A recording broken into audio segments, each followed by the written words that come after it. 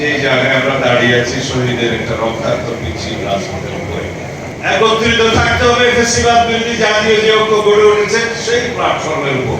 কিন্তু রক্ষা কবচ হিসেবে এখানে এই press club freedom of press সবচেয়ে বেশি জরুরি। সব সময়ের জন্য আমাদের দেশে নির্বাচনকালীন সময়ে কেয়ারটেকার সরকার ব্যবস্থা বহাল থাকতে হবে। আমরা সেই সংস্কার চাই যে এই সংস্কারের মধ্যে কোনো বিভাগের অধিকার খর্ব হবে না। নাগরিকত্ব 13 বছর পূর্ণ করেছে, 14 বছরে পদার্পণ করেছে।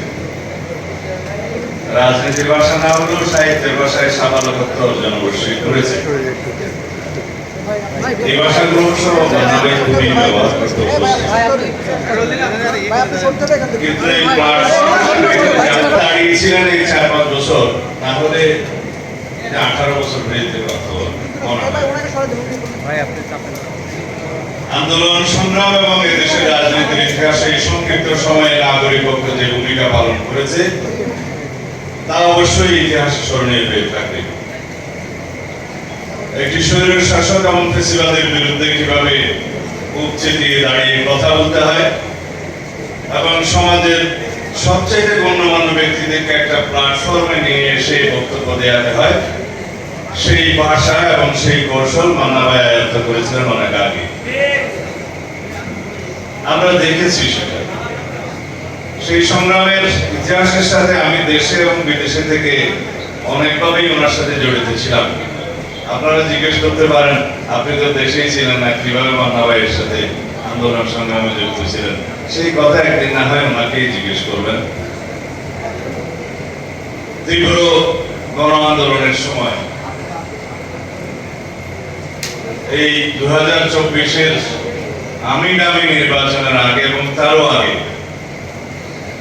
যে আন্দোলনের দফা নির্মাণের যে প্রচেষ্টা নেওয়া হয়েছিল তার সাথে নাগরিক মঞ্চের বিশেষ করে ভূমিকা ছিল। গণতন্ত্র মঞ্চ, আমি বাংলায় এখন দুর্বল আগে বলেছি।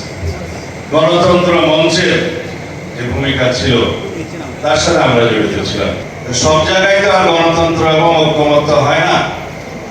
এখন যেমন জাতীয় ঐক্যমত্যের কমিশনের মধ্যে যা হচ্ছে আর কি, সব বিষয়ে তো ঐক্যমত্য হয় না, ওখানেও দ্রুততা হয়নি। তবে 31 দফা প্রণয়ন হয়েছে এবং তারপরে আন্দোলনের জন্য যে 10 দফা প্রণীত হলো সেটার মধ্যে আমরা যুক্ত ছিলাম। এগুলো আলাপ আলোচনার জন্য সবসময় আমাদের সিনিয়র পলিটিশিয়ান হিসেবে যেন মাহমুদুর রহমান মান্না ভাইয়ের সাথে আমার কথা বলতে হতো, এখানে যেন সাহেবুল হক সাহেব আছেন ওনার সাথে কথা বলতে হতো।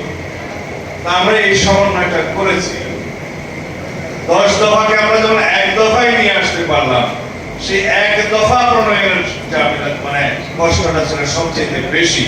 কারণ দফা তো লেখা যায়, কিন্তু কখন আমরা 10 থেকে 1-এ আসতে পারবো সেই দীর্ঘ প্রক্রিয়া আন্দোলন সংগ্রামের একটা সময় নির্ধারণ করা এবং সেই পর্যায়ে আসাটা অনেক রক্তাক্ত পথ পাড়ি দিয়ে আসতে হয়েছে। শেষ পর্যন্ত আমরা 1 দফায় আসলাম এবং সেই 1 দফার পরে দামি নির্বাচনের পরে বাংলাদেশের রাজনীতি ভবিষ্যৎ কিন্তু নির্ধারিত হয়ে গেল। আমরা জানতাম ফ্যাসিবাদের পতন হবে, কবে হবে সেটা আমরা জানতাম না, নির্ধারিত কবে হবে সেটা জানতাম না, কোন প্রক্রিয়ায় হবে সেটা জানতাম না, কত রক্তপাতের মধ্য দিয়ে হবে সেটা আমরা জানতাম না, কিন্তু আমরা জানতাম এই ফ্যাসিবাদের পতন হবে। একত্রিত থাকতে হবে ফ্যাসিবাদ বিরোধী জাতীয় যে ঐক্য গড়ে উঠেছে সেই প্ল্যাটফর্মের উপর। এটা যেন একটা প্ল্যাটফর্ম হয় সকল গণতান্ত্রিক রাজনৈতিক দলের। প্ল্যাটফর্মটার নাম হবে ফ্যাসিবাদ বিরোধী জাতীয় ঐক্য। আমাদের শক্তি হবে কল্যাণমূলক, সবার আগে বাংলাদেশের স্বার্থ, এবং সেদিকে ইনশাআল্লাহ আমরা এগিয়ে যাচ্ছি। আপনারা এখানে সংস্কার নিয়ে অনেক কথা বলেছেন, কিন্তু হতাশা কেউ ব্যক্ত করেন নাই, কারণ আমরা সবাই আশাবাদী মানুষ। আলাপ আলোচনা চলছে, তার চাইতে বেশি অবশ্য খানাপিনা চলছে, সময় অনেক লাগছে, কিন্তু আমি বিশ্বাস করি আমরা একটা জায়গায় ঐক্যতে আসতে পারবো। আমরা ঐক্যতে আসার জন্য আমাদের দলের পক্ষ থেকে কি কি বিবেচনা নিয়েছে জাতীয় স্বার্থ আপনারা ইতিমধ্যে লক্ষ্য করেছেন। আমরা বলেছি 10 বছরের বেশি কোনো ব্যক্তি বাংলাদেশে প্রধানমন্ত্রীর আসনে বসতে পারবেন না। এখানে স্বৈরাচারকে রুখে দেওয়া হলো, এখানে ফ্যাসিবাদের উৎপত্তি বন্ধ করে দেওয়া হলো। তারপরে কি করা হবে? রাষ্ট্রের সমস্ত সাংবিধানিক এবং গণতান্ত্রিক প্রতিষ্ঠানগুলোকে এই গণতন্ত্রের রক্ষা কবচ হিসেবে শক্তিশালী ব্যক্তির উপরে দাঁড় করানো হবে। তার জন্য কি করতে হবে? 1 নম্বর, বিচার বিভাগের কমপ্লিট স্বাধীনতা আমাদেরকে নিশ্চিত করতে হবে। যবশ ক্রমান্বয়ে হয়ে যাচ্ছে।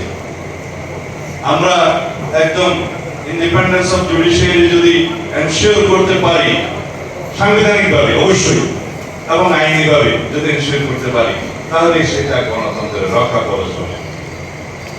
পার্লামেন্টে এমন কোন আইন পাস করা যাবে না যে আইনটা এই জুডিশিয়ারিতে চ্যালেঞ্জ হবে না। যদি সেরকম কোন আইন হয়, সেই জুডিশিয়ারিকে আমাদের নির্মাণ করতে হবে। আমরা বিচার বিভাগেরও জবাবদিহিতা নিশ্চিত করার জন্য প্রস্তাব রেখেছি।